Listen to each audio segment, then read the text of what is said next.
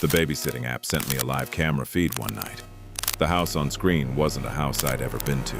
Her name was Zineb, a part-time babysitter who used a popular scheduling app to manage her clients.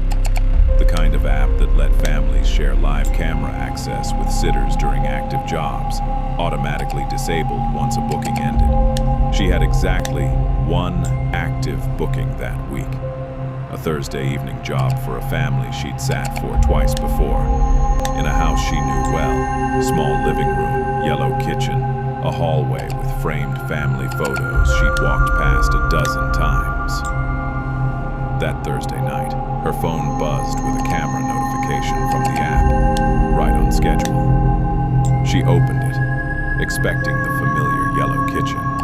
The feed loaded to a living room she didn't recognize at all.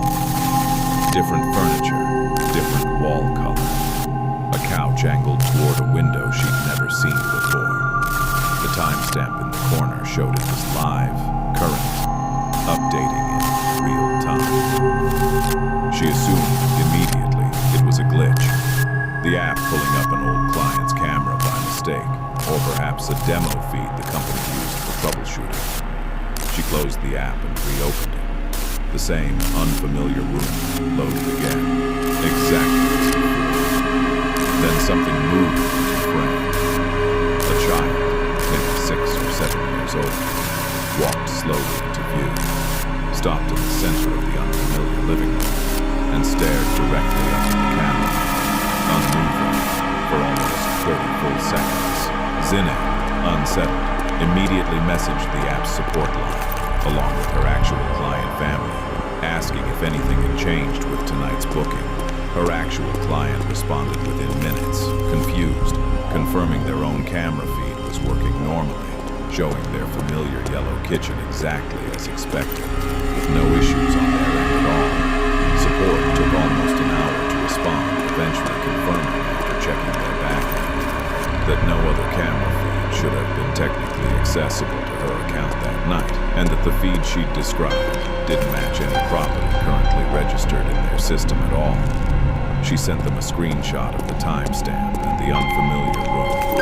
Support went quiet for nearly 20 minutes before replying again, this time asking directly whether she could send the screenshot again, because the first one, according to them, had failed to load properly on their end, showing only status. The following week, on her next scheduled booking with the same family, everything appeared completely normal. The familiar yellow kitchen, the framed hallway photos, nothing unusual for the entire week. But near the very end of her shift, just before the booking was set to automatically expire, the feed flickered briefly, static for less than a second, before returning to normal.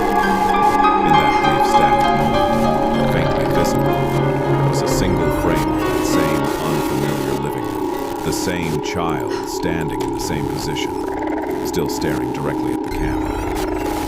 Zineb reported it again, this time providing a screen recording rather than a screenshot.